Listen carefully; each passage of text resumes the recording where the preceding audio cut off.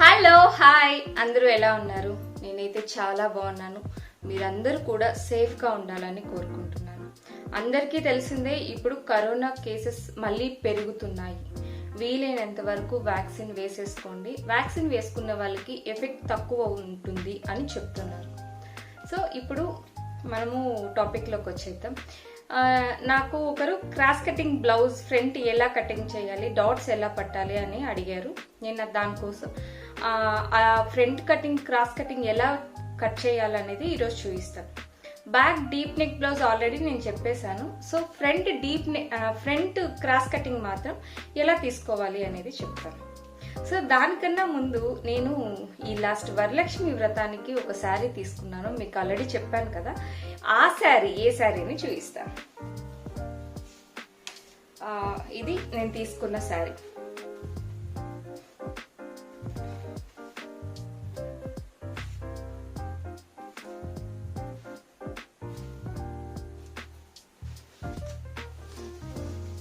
ఇది నేను తీసుకున్న శారీ. దీనికి నేను బ్లౌజ్ ఎలా రెడీ చేశాను అనేది చెప్తాను. ఇది ప్యూర్ చందేరి పట్టు శారీ, చూసారా? ఇది ప్యూర్ చందేరి పట్టు శారీ. నేను ఆల్రెడీ చెప్పాను కదా, హ్యాండ్లూమ్స్, అన్ని హ్యాండ్లూమ్స్ అంటే ఉన్న హ్యాండ్లూమ్ శారీనే కాకుండా డిఫరెంట్గా ట్రై చేయడం నాకు చాలా అలవాటు.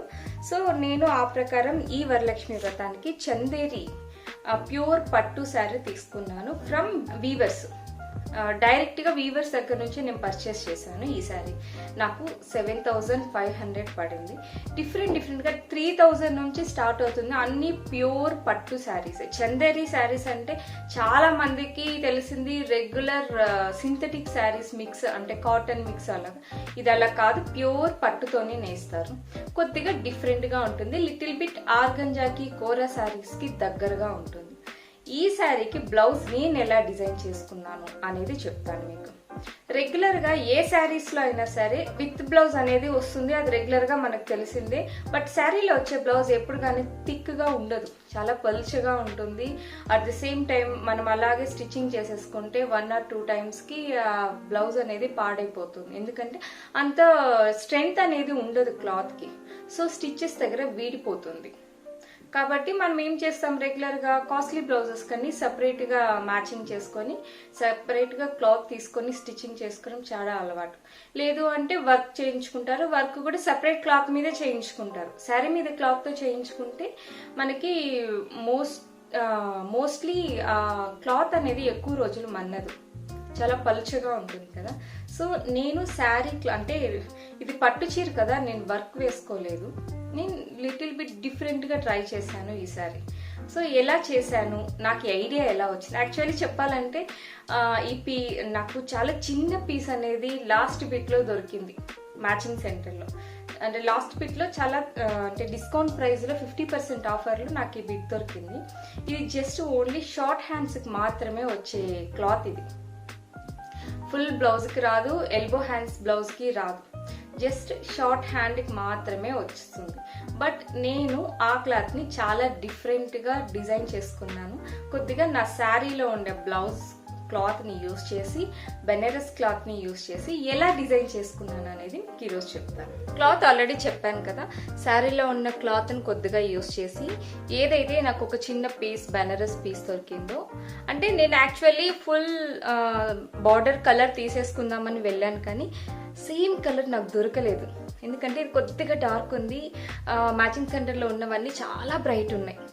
నేనేం చేస్తానంటే కొద్దిగా లైట్ డార్క్ ఉన్నా కానీ తీసేసుకుంటాను. బట్ ఏంటంటే జరీ అనేది మ్యాచ్ అవ్వాలి. బెనారస్ జరీ ఎప్పుడు కొద్దిగా యాంటిక్ టైప్లో ఉంటుంది. బట్ యాంటిక్ టైప్లో ఉన్న జరీతో మనకు కావాల్సిన కలర్ దొరకడం అనేది చాలా కష్టం.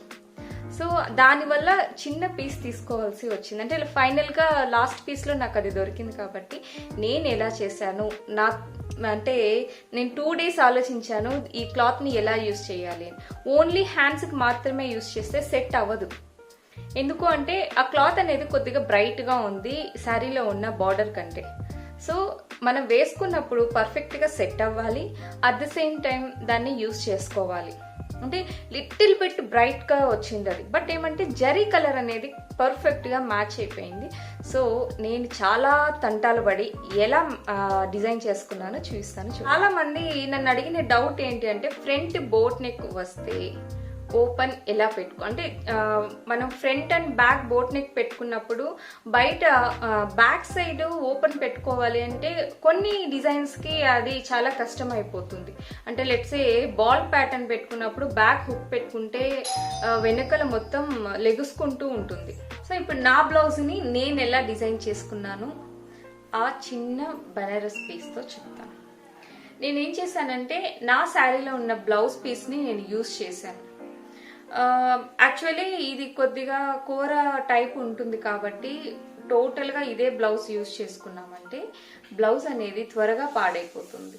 ఈ హ్యాండ్కి నేను డైరెక్ట్గా బ్లౌజ్ పీస్నే యూజ్ చేశాను. ఈ హ్యాండ్కి నేను డైరెక్ట్గా బ్లౌజ్ పీసే యూజ్ చేశాను. ఎప్పుడు కానీ ఒక ప్యాటర్న్ రెడీ చేసేటప్పుడు ఆ ప్యాటర్న్ అనేది చాలా మంది ఫ్రంట్ రెగ్యులర్గా పెట్టేసుకొని బ్యాక్ మాత్రమే డిజైన్ పెట్టుకుంటారు. అలా పెట్టుకోవడం వల్ల యూజ్ అయితే ఏమీ ఉండదు. ఎందుకంటే ఎక్కువగా ఫ్రంటే మనకి ఫోకస్ అవుతుంది. సో మన ఫేస్ ఎక్కడుందో మన ఫేస్ దగ్గర కూడా డిజైన్ కనిపించాలి. ఎక్కువ బ్యాక్ సైడ్ మనం డిజైన్ పెట్టుకున్నామంటే మోస్ట్ ఆఫ్ ద టైం అది పెద్దగా ఫోకస్ అవ్వదు. కాబట్టి మనం బ్యాక్ సైడ్ డిజైన్ పెట్టుకున్నప్పుడు రిలేటెడ్ డిజైన్ ఫ్రంట్ కూడా ఉండాలి. అప్పుడే ఆ డిజైన్కి ఆ బ్లౌజ్కి ఓవరాల్ ఆ శారీకి చాలా లుక్ అనేది వస్తుంది. సో నేను నా బ్లౌజ్ని ఎలా డిజైన్ చేసుకున్నానో చూపిస్తాను చూడండి. ఇది శారీ. ఈ శారీకి నేను బ్లౌజు ఇలా రెడీ చేసుకున్నాను. సో యాక్చువల్లీ బ్లౌజ్ పీస్ చాలా చిన్నగా ఉంది నా దగ్గర, ఎక్కువ బ్లౌజ్ పీస్ అనేది లేదు. సో ఈ బ్యాక్ మొత్తం ఈ బ్లౌజ్ పీస్ అనేది రాదు. సో నేనేం చేశానంటే ఈ బ్లౌజ్ పీసు జస్ట్ ఈ పార్ట్ మాత్రమే యూజ్ చేశాను. ఓకే, రిమైనింగ్ ఇదంతా శారీలో ఉన్న క్లాత్నే యూజ్ చేశాను. సో ఇదంతా ట్రాన్స్పరెంట్. మళ్ళీ ఇక్కడ నేను లైనింగ్ ఏం వెయ్యలేదు, ఓన్లీ ట్రాన్స్పరెంట్గానే పెట్టేశాను అనమాట. ఓకే, ఇలా వచ్చింది. సో దట్ బ్లౌజ్ బ్యాక్ ఇలా వచ్చింది. సో హ్యాండ్కి నేను రెగ్యులర్గా లైనింగ్ వేసి శారీ క్లాతే యూజ్ చేశాను. దీనికి లైనింగ్ ఎందుకు వేసానంటే ఈ క్లాత్కి లైనింగ్ వేయకపోతే త్వరగా చిరిగిపోతుంది, అంటే ఈ స్టిచెస్లోనే వీడిపోతుంది. కాబట్టి నేను హ్యాండ్కి లైనింగ్ వేసుకున్నాను. చాలా మంది నన్ను అడిగే క్వశ్చన్ ఏంటి అంటే ఫ్రంట్ బోట్ నెక్ పెట్టుకున్నప్పుడు ఓపెన్ ఎలా పెట్టుకోవాలి అని. ఇప్పుడు చూడండి, ఇప్పుడు నేను ఇది బ్యాక్ సైడ్ ఇది డిజైను. ఈ డిజైన్లో ఇక్కడ బ్యాక్ సైడ్ కానీ నేను ఓపెన్ పెట్టామంటే ఈ డిజైన్ అంతా డిస్టర్బ్ అయిపోతుంది. సో లిటిల్ బిట్ డిఫికల్ట్ అయిపోతుంది అన్నమాట. డిజైన్ కూడా పర్ఫెక్ట్గా రాదు. సో నేనేం చేశానంటే ఫ్రంట్ ఇలా తీసుకున్నాను. ఇది కూడా ట్రాన్స్పరెంట్. ఓకే, సో మనము ఇలా జాయింట్ వేసుకున్నప్పుడు లోపల ఇలా ఓవర్లాక్ చేసి ఇలా పెట్టి హెమ్మింగ్ చేసుకోవాలి. అప్పుడు మనకి ఫినిషింగ్ అనేది నీట్గా ఉంటుంది. హెమ్మింగ్ కంపల్సరీ చేసుకోవాలి. సో నెక్స్ట్ నేనేం చేశానంటే ఇక్కడి వరకు ఇది క్లోజ్లోనే ఉంటుంది, ఇక్కడి నుంచి ఇక్కడ ఓపెన్ ఉంటుంది. ఈ సైడ్ కూడా నేను బ్లౌజ్ క్లాతే యూజ్ చేశాను ఇలా. ఓకే, ఇది ఓపెన్. సో ఏదైనా వర్క్ కావాలన్నప్పుడు ఇక్కడ లైట్గా ఏదైనా వర్క్ అయితే వేసుకోవచ్చు. మనము నెట్ ట్రాన్స్పరెంట్ డిజైన్ పెట్టుకోవడం వేరు, ఇలాంటి ఒక ట్రాన్స్పరెంట్ క్లాత్ డిజైన్కి యూజ్ చేయడం వేరు. ఇది లుక్ అనేది చాలా ఎలిగెంట్గా చాలా క్లాసిక్గా ఉంటుంది ఈ లుక్ అనేది. సో ఇక్కడ జాయింట్ వస్తుంది కాబట్టి ఇక్కడ నేను పైపింగ్ పెట్టాను. పైపింగ్ అనేది ఎక్కడైనా జాయింట్స్ వచ్చినప్పుడు అక్కడ పైపింగ్ పెట్టామంటే లుక్ అనేది ఇంకా చాలా నీట్గా పర్ఫెక్ట్గా వస్తుంది. చూడండి, ఇక్కడ కూడా జాయింట్ ఉంది కదా, నేను ఇక్కడ ఇలా పెట్టాను. ఇక్కడ నేనేం చేశానంటే లోడింగ్ చూసారా, మీకు స్టిచ్ ఏం కనిపించదు. ఇది కూడా కర్వీగా ఉంటే లోడింగ్ అనేది కొద్దిగా కష్టము. సో దానివల్ల నేను లైన్ లాగా తీసాను, దానివల్ల లోడింగ్ అనేది చాలా ఈజీ అయిపోయింది. సో ఫైనల్గా నా శారీ డిజైన్ని నేను ఇలా చేసుకున్నాను. ఎప్పుడు కానీ డిజైన్ని బట్టి క్లాత్ కాదు, క్లాత్ని బట్టి కూడా డిజైన్ చేసుకోవాల్సి ఉంటుంది. ఇప్పుడు సపోజ్ ఒక క్లాత్ చాలా అట్రాక్టివ్గా ఉంటుంది, చాలా బాగుంటుంది, కానీ మనకి సఫిషియెంట్ క్లాత్ ఉండకపోవచ్చు, లేదా మొత్తం అదే క్లాత్ వాడేస్తే శారీకి మ్యాచ్ అవ్వకుండా పోవచ్చు. సో దట్ అలాంటి పరిస్థితుల్లో మనము ఇలా ఇప్పుడు నేను చేశాను కదా ఆ టైప్లో డిజైనింగ్ అనేది చేసుకోవచ్చు. క్లాత్ని బట్టి డిజైనింగ్ అనమాట. మామూలుగా డిజైన్ అంటే ప్యాటర్న్ అనేది రెడీ చేసుకొని ప్యాటర్న్ బట్టి క్లాత్ యూస్ చేస్తాం, అది కామన్. సో నేనేం చేశానంటే నా దగ్గర ఉన్న క్లాత్ని బట్టి నేను డిజైనింగ్ చేసుకున్నాను. సో ఐ హోప్ మీ అందరికీ ఈ వ్లాగ్ చాలా యూస్ఫుల్ అవుతుంది అనుకుంటున్నాను. ఇంకా మీకు ఏదైనా డౌట్ ఉంటే నా కమెంట్ బాక్స్లో కమెంట్ చేయండి. ప్లీజ్ ఫస్ట్ టైం చూస్తున్నట్టే సబ్స్క్రైబ్ చేయండి, లైక్ చేయండి, షేర్ చేయండి. మీరు ఎంతమంది ఎక్కువ లైక్స్ చేస్తారో నా వీడియో అంతమందికి స్ప్రెడ్ అవుతుంది. ఇది చూసే వాళ్ళకి హెల్ప్ఫుల్ అవుతుంది, అట్ ది సేమ్ టైం నాకు కూడా చాలా హెల్ప్ఫుల్ అవుతుంది.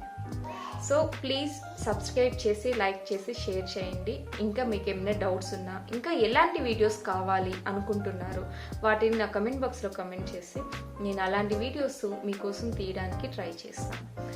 కమెంట్ బాక్స్లో కమెంట్ చేయలేని వాళ్ళు నా ఇన్స్టాగ్రామ్ పేజ్లో పర్సనల్గా మెసేజ్ పెట్టినా నేను రెస్పాండ్ అవుతాను. మీకు ఏదైనా డౌట్స్ ఉన్నా నేను క్లారిఫై చేస్తాను.